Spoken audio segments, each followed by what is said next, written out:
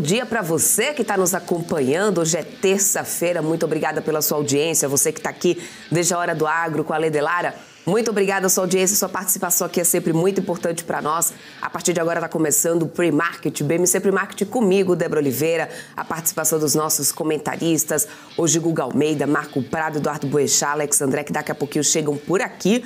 Mas antes, é claro, aquele recadinho, gente, porque está faltando muito pouco. Não foi nessa segunda, mas vai ser nessa terça-feira. A festa do 500 mil de inscritos no canal da BMC News vai acontecer nessa terça com a sua ajuda, a sua colaboração. Eu quero saber aí, deixa aí no chat, quem é que vai ajudar a gente a conseguir comemorar esses 500 mil inscritos?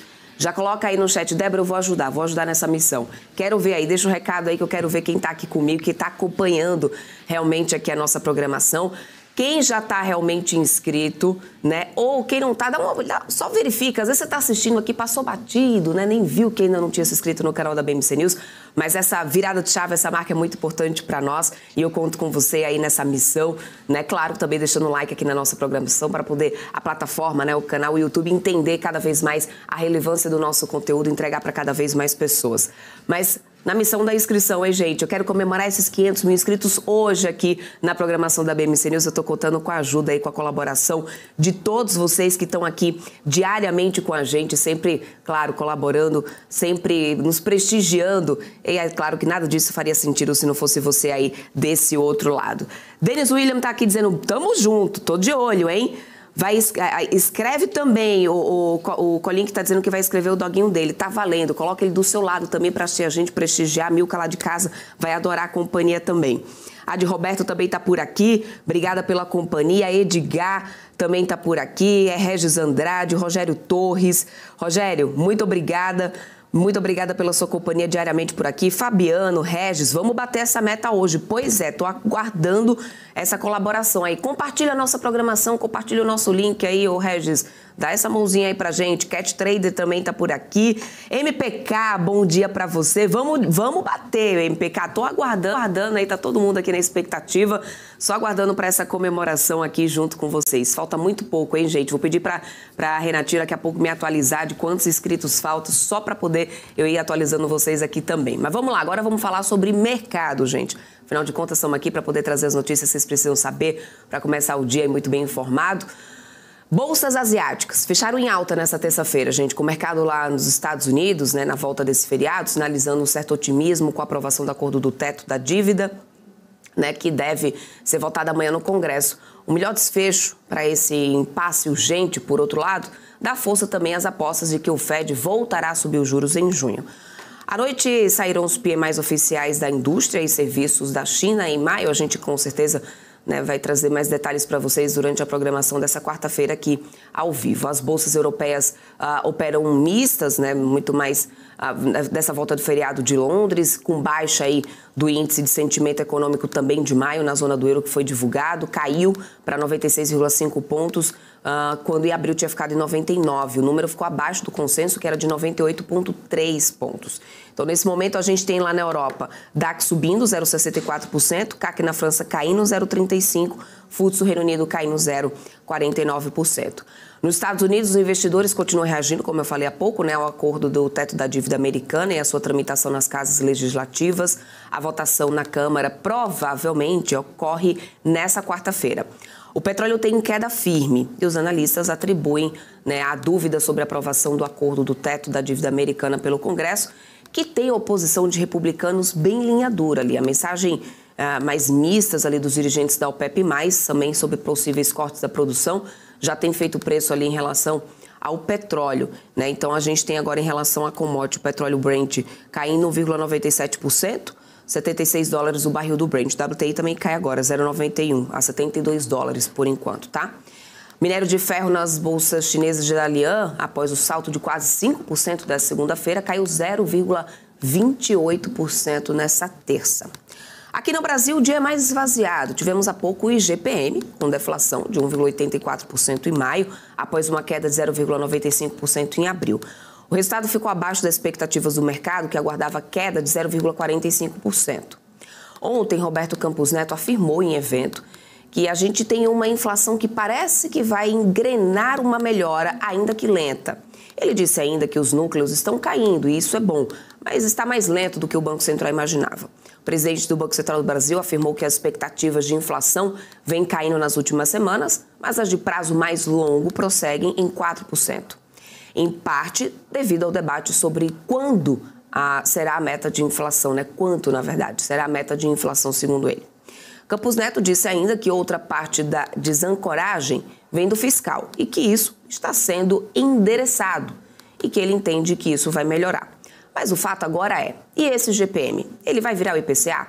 Segundo o professor Alexandre Cabral, que estava aí analisando já os números agora pela manhã, a queda do minério de ferro ajudou a puxar esse número para baixo. E o minério de ferro não tem o IPCA. Então, para poder a gente repercutir sobre isso, deixa eu dar bom dia para ele, seu Marco Prado, Eduardo Boechat, muito bom dia para vocês. Obrigada pela companhia, garotos, nessa terça-feira, que a gente já começa com um dado aí, uma queda bem forte, né, Marco? A gente estava até conversando ali um pouquinho lá na redação. Qual que será o efeito disso no mercado? Qual que é a tua leitura em relação a esse dado que saiu bem abaixo do consenso do mercado? Bom dia. Bom dia, Débora. Falei do bom dia. Bom dia para você que está assistindo o pré-market. GPM aí veio bem abaixo da expectativa. Lembrando que GPM faz preço para os aluguéis, mas os aluguéis não fazem preço no IGPM. Essa é uma diferença. GPM também, durante um bom tempo, quando ele estava em alta, principalmente no auge da pandemia, as pessoas trocavam o reajuste através do IPCA, porque o IPCA era mais baixo que o IGPM. Agora, o IPCA subindo e o IGPM caindo, vão de novo fazer essa manobra aí. E o consumidor, né, o investidor, de modo geral, a população, sempre procurando a melhor taxa para poder se beneficiar ou tentar fazer uma dívida menor, né? Vamos colocar dessa maneira. Ô, Boechat, bom dia para você. Bom ter aí terça-feira você aqui com a gente. Qual que é a tua análise em relação a esse dado que foi divulgado? Você acha que é mais uma sinalização positiva, talvez, aí para poder a gente ver ou não, né, alguma virada e algum resultado, algum impacto no IPCA futuramente? Ou seja, pelo menos era o questionamento que o professor Alexandre Cabral, né, tinha levantado aqui mais cedo. Você acredita que isso pode virar de alguma forma? Minério de ferro, segundo o professor Alexandre Cabral, foi o que realmente fez um efeito aí de puxar esse GPM. Bom dia, pessoal. Bom dia quem está assistindo a gente. Débora, Marco. Você mencionou aí o MPK. O MPK curte minhas coisas todas lá no Twitter. MPK já é de casa aqui, viu? Do programa. Ele já é de casa, inclusive, já nos visitou aqui na BMC News, está sempre com a gente aqui. É nosso. Lá no meu Twitter, Eduardo Boechat 5, quem quiser acompanhar aí notícias de mercado, comentários sobre o mercado. Eu indico. Mas, esse eu indico. Também, assina embaixo. Maravilhoso. Deixa eu te falar uma coisa para vocês. IGPM, IGPM é dolarizado, né? É dolarizado e tem muita influência de commodities, né? Ele é um índice de inflação diferente do IPCA, a cesta totalmente diferente do IPCA. Ele tem um impacto muito grande de câmbio, né? Então a gente viu o câmbio cair nos últimos meses aí, ele é impactado diretamente. Se a gente vê o câmbio voltar a subir, ele também provavelmente vai ser impactado também para cima. Ele é rápido, né? O viés dele de propagação do movimento do câmbio é muito rápido no preço, né? no índice de inflação. Então, ele é um índice difícil de ler, assim. Eu acho que o IPCA é bem mais estável,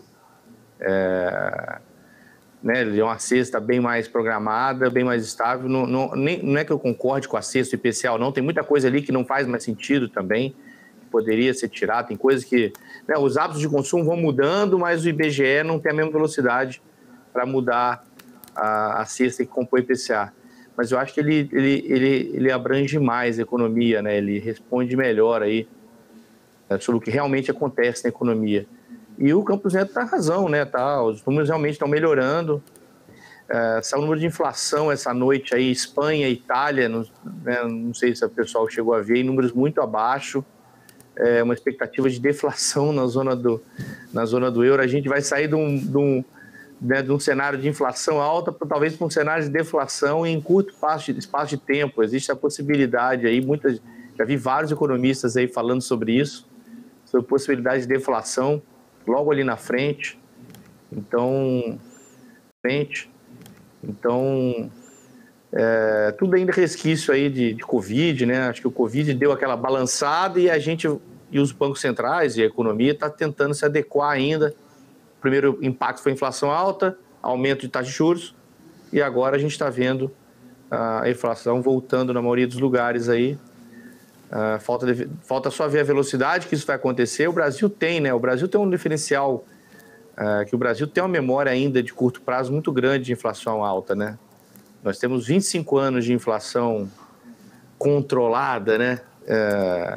Dentro de uma inflação civilizada, vamos dizer assim, né? De 94 para cá. Mais um pouquinho, não, tem quase 30 anos, desculpa. Ano que vem faz 30 anos de Plano Real.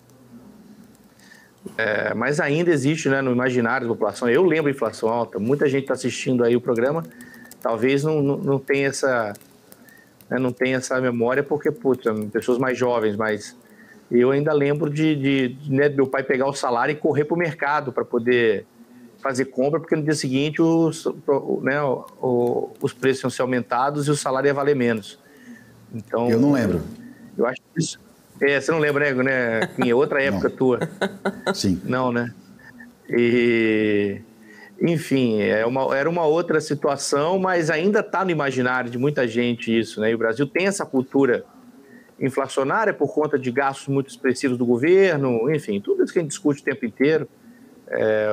Inflação não é só taxa de juros, a inflação é uma série de fatores. Estado muito grande, dinheiro mal gasto, enfim, tudo isso que a gente convive no Brasil aí desde sempre e que a gente vai continuar convivendo, porque isso não vai mudar do jeito que a gente gostaria. Boechat, você falou sobre Covid, né? Deixa eu só trazer uma informação, inclusive, mas em relação à China. Desde a semana passada tem se repercutido e tem ganhado força. Agora, novamente, né, a segunda onda de Covid-19 na China, nesse ano, provavelmente deve atingir um pico no final do próximo mês, com vacinas ainda sendo preparadas para lidar com novas variantes, de acordo com um dos principais especialistas chineses em doenças respiratórias. Né? Ele explica que, liderado pela cepa Omicron XBB, o último ressurgimento do Covid-19 por lá começou a se espalhar em meados de abril. O especialista disse durante um fórum científico que os casos devem atingir o pico em cerca de 40 milhões por semana já no final desse mês.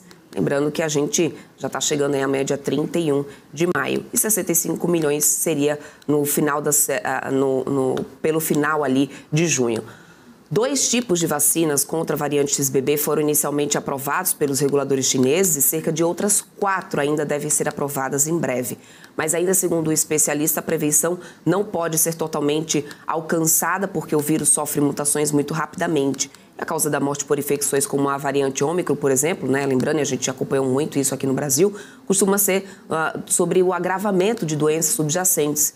Né? E ele acrescentou que é vital que as pessoas com condições subjacentes evitem infecções. Até o momento ainda não há vacinas estrangeiras contra essa variante XBB aprovadas para ensaios clínicos. Bom, o fato é que a gente tem essa economia chinesa ainda numa grande interrogação, isso vem fazendo preço ali nas commodities, a gente já tem acompanhado isso, né? E a gente ainda sente na economia impactos, o que foi causado pelos lockdowns.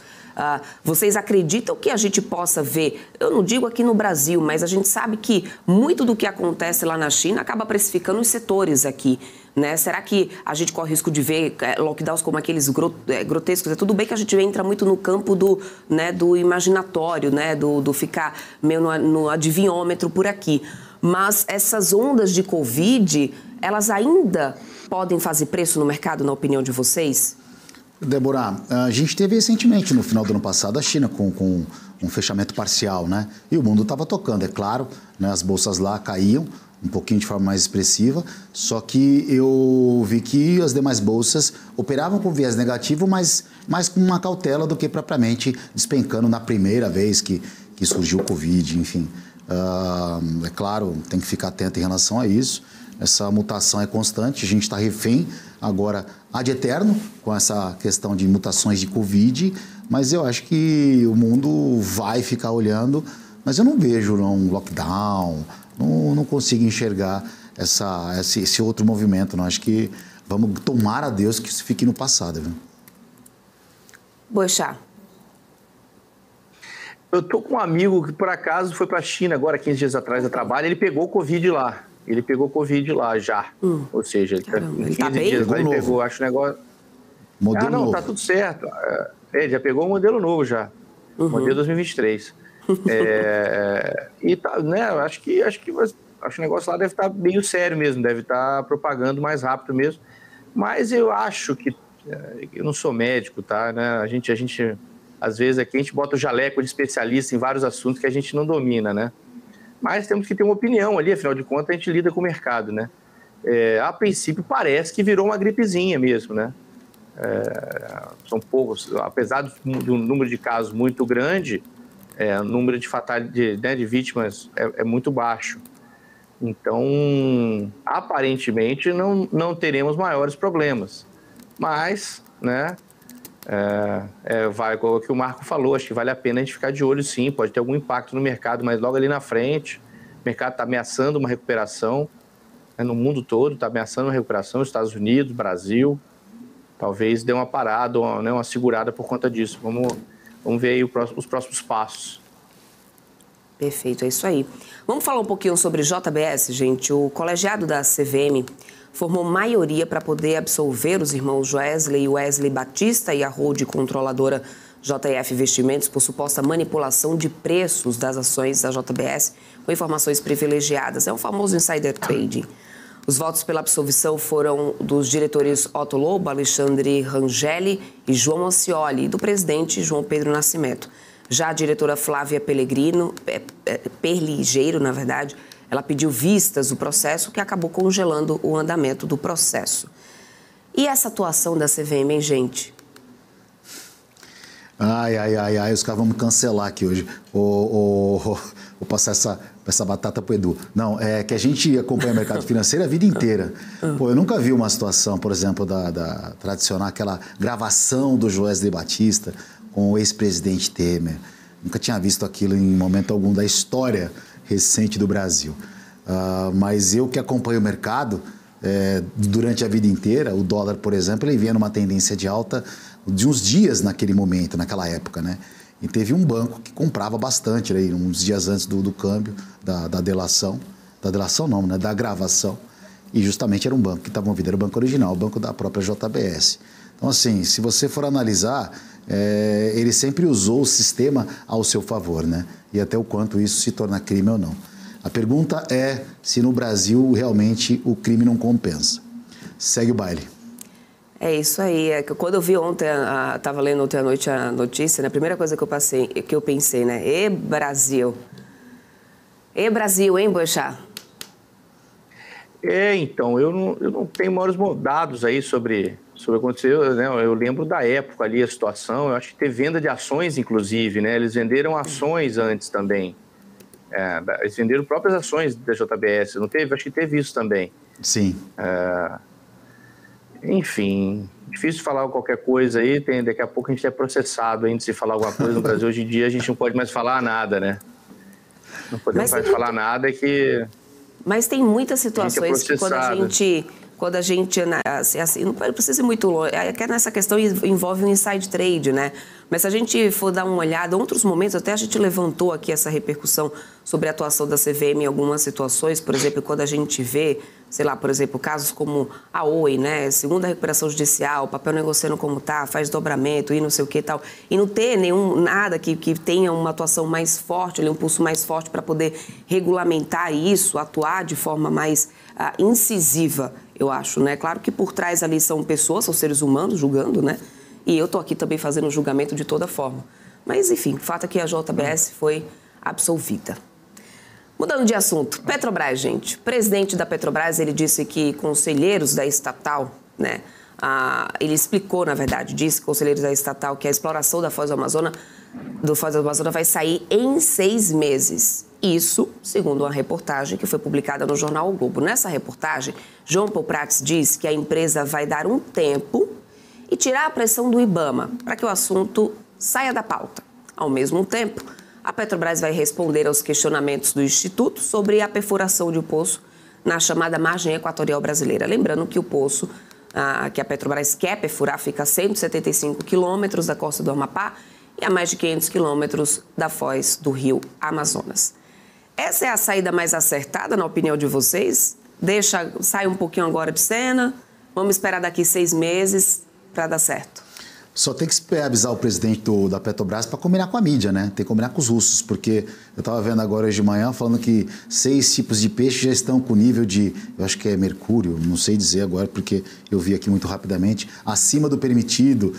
Agora em São Paulo, na Bandeirantes, está interditada para o protesto indígena. Então, assim, tem que combinar. Esfriar o assunto, vai esfriar. Isso era uma coisa que a gente já havia dito aqui para o telespectador anteriormente, que isso vai se resolver, que vai dar continuidade. O dinheiro vai falar mais alto. Agora a questão é ver se a mídia vai apaziguar isso. Boechat, o que você achou aí dessa resolução encontrada por Jean Paul Prats? Tem uma coisa que minha avó falava que eu achava fantástico, né? Que a língua é o chicote do rabo, né? Pega um cara igual esse Randolph Rodrigues aí, que é fantástico esse cara. Né? Até anteontem ele era pró-Ibama, pró-ecologia, ecochato, não sei o quê, pipi. Aí aparece a oportunidade do Estado dele ganhar um dinheiro, né? Enfim, de ter um dinheiro ali, porque vai ter royalties, né? Se tiver petróleo ali, tem royalties para todos os estados em volta. Aí, imediatamente, ele esquece tudo isso que ele advogou a vida inteira para ficar contra a Marina Silva, que é a ministra do Meio Ambiente, né? Que é contra a exploração, e ele quer a exploração porque, afinal de contas, ele acha que isso aí agora não é um problema. Até anteontem era. Né? Então, a política é um negócio muito difícil, né? Os ideais são muito volúveis. Na minha opinião, óbvio que tem que explorar o petróleo, já explora na Bacia de Santos, já temos... Né? Tem petróleo sendo explorado no mundo inteiro, tem maneiras de se explorar o petróleo sem impacto direto, né, no meio ambiente. Né? Acidentes com petróleo são raros de acontecer, não é um negócio... Quando tem, realmente tem proporções grandes, mas não é uma coisa que acontece sempre. Cada acidente que acontece, a indústria se prepara melhor para evitar novos acidentes. Eu acho que tem que explorar 500 quilômetros, enfim, a vida que segue. No Brasil tem que aproveitar as oportunidades que tem, os recursos naturais que a gente tem, e temos que seguir em frente, né? Não dá para ficar tudo a gente parando para poder... Né? Aqui em Florianópolis a gente também tem uma situação muito parecida. Eu moro aqui em Florianópolis, pessoal que não sabe, está assistindo o programa. Nós temos aqui uma procuradora e um juiz que votam contra qualquer coisa que se queira fazer na cidade, eles votam contra. Desde dos beach clubs na praia, porque tem um caranguejo que pode estar morando ali, sabe, umas explicações inacreditáveis, né, que os caras inventam. E isso é geral, né, o Brasil inteiro, qualquer licença ambiental para fazer qualquer tipo de obra é um parto, né? Você precisa ter quase que a assinatura de Jesus Cristo reconhecida em cartório para você poder fazer alguma obra no Brasil, poder fazer alguma coisa. Enquanto isso, o mundo anda, né? Se a gente viaja para fora do Brasil, os lugares todos, todo mundo, é óbvio, tem uma preocupação com o meio ambiente, as pessoas tomam né, ali suas medidas para proteger o meio ambiente, proteger o que dá em volta, mas a vida segue, né? Nós temos que trabalhar, temos que crescer, o mundo não vai ficar parando, né? A gente tem que adequar uma coisa a outra e não simplesmente acabar com o processo. Então eu gostei do Randolph Rodrigues tendo que sair do partido dele, sabe? Virar praticamente oposição ao governo para poder ter o dinheiro que ele está querendo lá, né, com a exploração do petróleo no estado dele. Essa para mim foi o ponto alto da semana passada. É isso aí. Recado final, Boechat, para os nossos telespectadores que estão nos acompanhando. Essa semana, o que você deixa aí no radar para os investidores? A semana animadíssima, né? A semana vai ser muito legal. Quinta e sexta-feira, 2 dias, né, com ISM, com payroll. Acho que vai ser uma semana muito divertida aí para quem gosta do mercado. Muitos dados interessantes. E o mercado querendo engatar uma melhora, né? O fato é que tudo que era notícia ruim que podia acontecer já saiu do radar, né? Se a gente olhar lá fora, todo noticiário ruim, teto de dívida, os caras estão chegando num acordo, inflação, os números de inflação caíram, enfim, tá tudo meio... E o S&P tá ali. Será que o S&P, que a bolsa lá fora, consegue engatar uma melhora e romper esse nível de vez e continuar subindo? Né? Acho que essa aí é o que a gente deve acompanhar durante a semana. Vamos observar e seguir em frente. Valeu, galera. Obrigada pela companhia, Boechat. Até mais. Até amanhã, a gente aguarda aí. Bons negócios para você também. É isso aí. Vamos lá, vamos acompanhar então. Aqui, a gente segue acompanhando daqui a pouquinho a abertura da negociação dos futuros aqui no Brasil. É claro que a gente traz aqui em tempo real para todos vocês.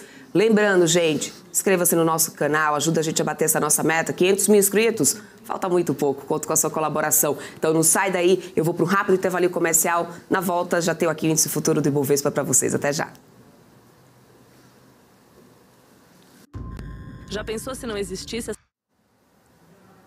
Estamos de volta. Negociação está aqui, ó. Índice futuro do Ibovespa 0,41% de alta, 111.315 pontos é o que a gente tem agora para o índice futuro. Lembrando que no dólar futuro agora aqui a queda nesse momento, ó, é de... Opa, deixa eu trazer aqui o dólar futuro, está caindo aqui 0,28% a R$ 5,00 cravado. Por falar em dólar, deixa eu já trazer ele aqui, o seu Marco Prado. Tem informação da Pentax hoje, é isso? Os dois últimos dias são os dias mais sensíveis aí que o dólar ele tem essa formação de Petax, né? A Petax mensal. Então, os bancos ali geralmente tentam, vai ter uma briga para uma posição ali que seja mais favorável. O banco que está comprado quer uma Petax para cima, para receber um pouco mais, e o banco que está vendido quer uma Petax para baixo, para pagar um pouco menor, né? Para pagar um pouco menos. Então, geralmente no penúltimo e último dia do mês, é essa formação da Petax com as 4 janelas, como eu já anteriormente, no mês passado, expliquei, 4 janelas às 10 da manhã, 11, meio-dia e 1 da tarde. Esse horário de 2 minutinhos, o Banco Central usa essas janelas para formar a Petax do dia, aonde à noite você vai ver no seu noticiário, o dólar teve um fechamento, então geralmente é assim que forma a Petax do dia a dia. Mas a mensal é que é a mais importante aí para o mercado de um modo geral. Perfeito. Deixa eu só falar aqui pro pessoal um recadinho, viu? 2 recados, na verdade. Primeiro de tudo, gente, faltam 230 inscritos. 230 inscritos pra gente bater 500 mil de inscritos no nosso canal. Vocês estão vendo que tem 523 pessoas aqui assistindo. Se cada um compartilhar a nossa programação, compartilha aí agora. Se cada um trouxer mais um inscrito aqui, ó, a gente já bateu, até passou o 500 mil de inscritos. Então, a missão é de vocês. Missão dada, gente. Missão dada tem que ser missão cumprida. Então, vamos lá, me ajuda aí, tá? 230 mil agora. Tá, a Marlene tá aqui me corrigindo. 230 mil, porque a cada segundo vai caindo esse número e eu não vou ficar contente enquanto a gente não tiver aqui 500 mil de inscritos pra gente comemorar juntos aqui essa grande conquista. E vocês, claro, fazem parte dessa conquista. Agora, o segundo recado, gente. Quem já tá aí, quem já garantiu a vaga no grande encontro, né, de players do mercado financeiro, que deve acontecer, vai acontecer no dia 5 de junho, o Encontro de Titãs. Estarão reunidos grandes players do mercado para poder mostrar para você como que você pode ter resultado investindo nos mercados dos Estados Unidos, da Inglaterra, França, Alemanha, Japão, China, Singapura e Bélgica. Você vai poder aprender a tradar nos grandes polos financeiros do mundo que possuem um cenário bem menos hostil do que aqui do Brasil, claro. Bom, tudo isso ainda com acesso a uma plataforma tecnológica. Então não perca, será ao vivo e totalmente gratuito. É só você acessar esse QR Code aqui, ó. Tá vendo? Tá aparecendo aqui do meu ladinho? Aponta a câmera do seu celular aí para esse QR Code que tá aparecendo aqui na tela. Garanta a sua vaga. Aí também no nosso chat, o pessoal com certeza já deixou fixado aí o link para poder você garantir a sua inscrição. É gratuito, gente. É só para você realmente ter acesso à informação. A informação hoje é uma commodity e com grandes profissionais do mercado dispostos a compartilhar a experiência, a ensinar. Então a gente tem mais aqui conseguir realmente aproveitar essa oportunidade. A BMC News sempre está aqui com esse viés, com essa proposta, com esse grande objetivo, a nossa missão, que é levar um pouco mais de educação, né, nesse mundo dos investimentos para vocês. Então, com certeza, a gente apoia iniciativas como essa do pessoal da Active, que deu aí, né, muito mais do que acertada. Vamos lá. Dólar futuro 0,24%, cravado aqui nos R$5. No índice futuro do Ibovespa, alta de 0,38, 111.290 pontos. Sinalização de um dia aparentemente positivo pela frente, ou Marco? Olha, acho que como até no bloco anterior o Edu falou, né, que os eventos negativos todos ficaram para trás, né? Amanhã tem votação praticamente lá da solução do DeFu nos Estados Unidos, a gente está, as bolsas lá fora com uma leve alta, a inflação diminuindo no mundo inteiro, então aparentemente aí é só alegria no mercado financeiro, pelo menos até agora. É isso aí. Vamos falar sobre a NVIDIA, gente. As ações da NVIDIA sobem bem agora no pré-mercado americano. Eu estou de olho aqui, olha, 4,92%. Isso sem lembrar que na semana passada deu uma baita de uma disparada também, tá? Isso está no pré-mercado americano, quase 5% de alta para a NVIDIA. Essa alta está sendo muito impulsionada, inclusive, por causa de uma fala aí do CEO da companhia. Na verdade, o CEO apresentou uma série de novos produtos, né, com base em inteligência artificial, incluindo serviços de publicidade e network. E aí isso também tem ajudado a impulsionar um pouco Nasdaq Futuro e também, né, o S&P 500 Futuro, que eu já estou vendo aqui, o S&P 500 Futuro subindo 0,62%. A gente tem Nasdaq Futuro agora subindo 1,45% nesse pré-mercado. A empresa está a caminho de se tornar a primeira fabricante de semicondutores com valor de mercado de $1 trilhão, segundo a Bloomberg. Seria a quinta companhia nos Estados Unidos com essa capitalização, ao lado de gigantes como a Apple, Alphabet, Amazon e Microsoft. Por outro lado, uma reportagem da agência Dow Jones mostra que a escassez desses chips avançados, que são necessários para sistemas de inteligência artificial, está criando restrições no poder de processamento das empresas e provedores de serviços em nuvem. A demanda por chips gráficos da NVIDIA, por exemplo, utilizados em inteligência artificial por empresas como a Amazon, a Microsoft, excede muito a oferta, afetando o desenvolvimento e a operação de modelos complexos de inteligência artificial, pelo menos é o que diz a reportagem da agência Dow Jones. O acesso a uma grande quantia de chips gráficos é crucial para empresas que treinam grandes modelos de inteligência artificial generativa. A NVIDIA está expandindo a produção para poder atender a demanda, mas a escassez deve persistir até pelo menos 2024, de acordo com a Dow Jones. Para lidar com esse problema, empresas estão buscando soluções alternativas, como reduzir o tamanho dos modelos de inteligência artificial ou recorrer a provedores de nuvem menos populares. Marco, a gente tem de um lado, né, o próprio CEO da companhia lançando na semana passada, ele trouxe ali projeções de crescimento e aí agora, né, de novos produtos, o mercado dispara ali, é a primeira reação, como a gente está vendo aqui, uma alta de quase 5% só no pré-mercado, mas por outro lado, vem ali uma reportagem mostrando que a realidade, né, é que a gente pode voltar a ter ausência de chips semicondutores cruciais nessa situação. O problema que, na verdade, ainda não foi totalmente resolvido, né, desde lá de trás, época da pandemia. Reação exagerada do mercado, otimismo demais, na sua opinião? Qual que é a sua leitura sobre isso? Acho que o mundo, né, clama pela inteligência artificial. Se você abre a internet hoje, qualquer streaming aí, você é bombardeado com essa nova tecnologia aí que está surgindo bastante. A pergunta é, será que vão substituir a gente aqui, Débora, a inteligência artificial, até quando a gente continua, né? Eu espero que por muito tempo.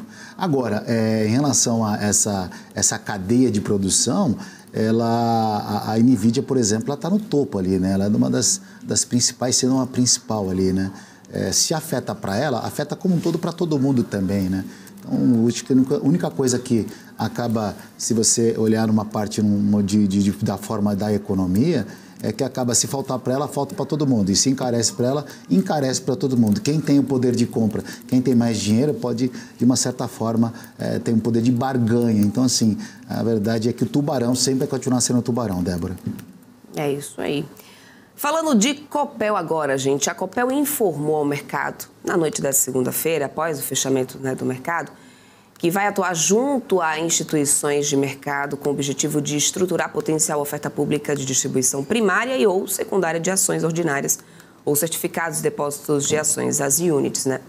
Bom, assim, segundo o fato relevante, a oferta deve conduzir para a privatização da companhia. A Copel enfatizou, entretanto, que ainda não foi definido efetivamente qualquer potencial de oferta entre o Estado do Paraná e a empresa. A Copel engajou os bancos BTG Pactual, Itaú BBA, Bradesco BBI, Morgan Stanley e UBS para estruturarem a potencial distribuição de ações. Já era bem aguardada essa notícia, inclusive, né, o Marco? Não é de agora que a gente está de olho nessa questão da Copel, né? Não. Agora a briga é entre os bancos, né? Vem quem apresentar o maior plano de captação de dinheiro, né? Porque quando uma empresa ela vai para um IPO, ela está abrindo vários sócios no mercado. Seja o cara que tem uma ação, o cara que tem 2.000 ações, 5.000 ações, e aí sucessivamente, dependendo, existe uma norma dentro da própria empresa, da companhia, que o conselho começa a permitir voto, por exemplo. Então, uma das regras, por exemplo, dependendo da empresa, é que a pessoa que tem uma quantidade X, por exemplo, tem que ter muito dinheiro, né? uma quantidade absurda de ações, ela tem direito a voto da companhia. E aí começa esses entraves também, né? E os bancos também fazendo, qual banco hoje consegue oferecer um valor de captação maior. Porque a empresa ela quer né? Ela está indo para o mercado para ter esse sócio, ela quer um caminhão de dinheiro, né? Ela não quer quantidade menor. Então, acho que primeiro vai ser essa estruturação, a Bolsa aproximadamente, pelo menos antigamente, eram pelo menos a documentação para se apresentar para a própria B3, que é a empresa ali que tem a plataforma de negociação, estava em torno de R$2 milhões, ou seja, é peanuts para essa companhia, né? Então, acho que agora a briga mesmo vai ser qual banco vai fazer esse IPO aí para poder distribuir isso e o preço da ação também, né? É, o preço da ação, exatamente. Deixa eu até trazer como é que a gente estava. Ó, Copel, aqui, ó, fechou ontem 0,26%, é o que a gente tem aqui, né, no papel. Vamos ver como é que... O setor elétrica, na verdade, a gente ainda tem aquele imbróglio da Eletrobras, não dá para poder deixar de falar. A Elet 3 aqui ontem fechou em queda de mais de 2%, a Elet 6 também, 1,09%. Bom, vamos acompanhar como o mercado vai reagir a essa notícia. Ô, Marco, você acompanhou essa visita do Maduro? Qual que foi a tua leitura em relação a isso? O pessoal está no chat aqui já debatendo, quando se fala de política, você já viu, né? Política, e aí o debate pouco, né? Maduro vai pagar o que deve ao Brasil. Mas essa visita deu uma azedada ali, inclusive, no Congresso, né? Ou seja, o time para essa visita foi um tiro no pé do presidente Lula? Primeira coisa, vai pagar em quê? Vai pagar em bolívar, lá, a moeda, o peso bolivariano da Venezuela, enfim. Você tem uma ideia? Na Venezuela, Débora, eu estava vendo uma matéria no ano passado isso, que a cédula do dinheiro lá é feito artesanato. Eles usam para fazer artesanato porque o dinheiro não vale nada lá. A Argentina está caminhando justamente para esse rumo também. Mas falando de Venezuela, né? Maduro no Brasil.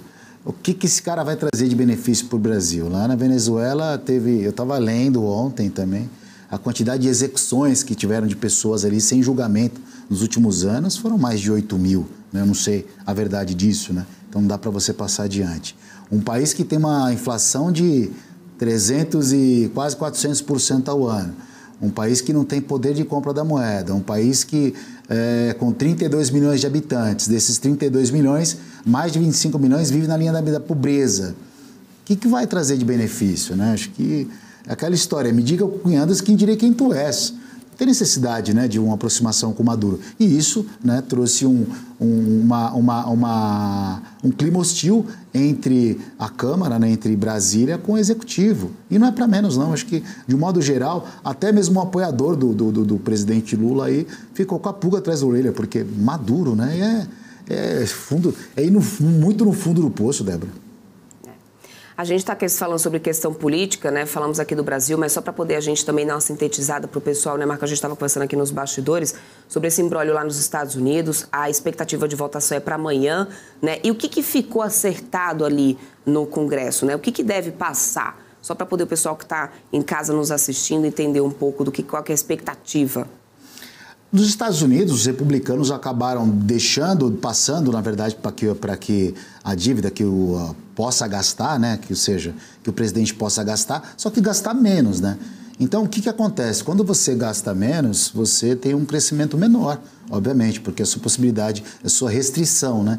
Então, essas medidas mais restritivas impossibilitam o governo de gastar menos. Se gasta menos, você cresce menos. Se você cresce menos, você tem um PIB menor. Se você tem um PIB menor, você tem o quê? Recessão. Então, assim, o resumo da ópera é assim, que olha, beleza, a gente passou isso aí, a gente vai votar amanhã. Só que a possibilidade de uma recessão maior, mais rápida, é maior.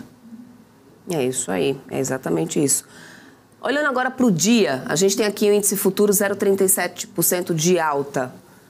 Operando, qual que é a grande oportunidade aí, na tua opinião, nessa terça-feira? A gente tem um cenário, a gente teve aí 2 dias seguidos de alta, ontem teve uma correção. Marco, qual que tem sido aí a tua grande aposta nessa semana? O que está no seu radar nessa semana em que a gente, né, vem uma semana após a aprovação ali de arcabouço, ainda tem clara tramitação, né, no Senado, mas aí com os dados que estão sendo divulgados, tivemos esse GPM, né, e o IPCA 15 do jeito que saiu. que pode ser uma boa oportunidade para o investidor nessa terça-feira? Eu acho que assim, o investidor, tem dois tipos de investidores, acho que vão falar de bolsa. Aquele que é o intraday, que opera todo dia, né? E aquele que opera aí com um período de tempo, aí vai de, sei lá, a partir de uma semana, por exemplo, a gente já fala que o investidor é aquele o swing trade, né? Que é a partir de uma semana e aí é de eterno. Mas acho que o mercado em si, vamos falar de mercado, o mercado começa a olhar agora se o Banco Central americano vai subir 0,25% na próxima reunião os juros. Porque com tudo isso que aconteceu, aumenta a possibilidade de o Banco Central lá fora subir os juros em 0,25%. Se sobe os juros lá em 0,25%, por exemplo, o dólar é que sobe. Teoricamente, a bolsa cai, né? Então, assim, o nosso índice está se sustentando, vamos falar do índice futuro, próximo a 112 mil pontos. E é um patamar que ele quer ganhar para voltar para 115, 117 mil pontos, que é justamente a pontuação que a Bolsa estava quando o Bolsonaro, por exemplo, o antigo presidente Jair Bolsonaro, passou para o segundo turno, que é 117 mil pontos, é o que a gente imaginava ali que a Bolsa devia trabalhar, está 5 mil pontos abaixo disso. Mas isso só vai ser permitido com essa decisão lá dos Estados Unidos na próxima reunião. Então o mercado já começa a olhar agora, passado toda essa turbulência que a gente vê noticiando nas semanas anteriores, a próxima decisão de juros lá nos Estados Unidos. É isso aí. Bom, recadinho final aí para o pessoal, a gente já vai aqui, que eu preciso já liberar você aqui, Marco, para esse dia. Claro, muito obrigado pela sua participação, mas já deixa aí o recadinho final para o pessoal que está nos assistindo. Amanhã você vai estar aqui de volta com a gente. Imagina, Débora, tem confiança no consumidor, confiança do consumidor nos Estados Unidos às 11 horas da manhã, o número mais importante do dia, já que a gente teve uma agenda bem fraca aí, no modo geral, hoje, né? Mas amanhã a gente tem dados nos Estados Unidos, enfim, a semana promete ainda. E no final do dia tem PMI, à noite, né? PMI na China, que a gente vai falar desse PMI amanhã, que vai refletir nas bolsas europeias, na abertura das bolsas europeias para amanhã só, né? Então acho que esses dois indicadores, o viés ainda é positivo na bolsa, então a bolsa deve caminhar com uma tendência de alta e o dólar aí deve caminhar com uma tendência de queda hoje aí. Vamos ver se o dólar fica abaixo dos R$5, que é um preço que ele está trabalhando já tem algumas semanas. É isso aí. Obrigada mesmo pela tua participação, parceria aqui com a gente sempre. Muito obrigada. Bom dia para todos. Até amanhã, Marco.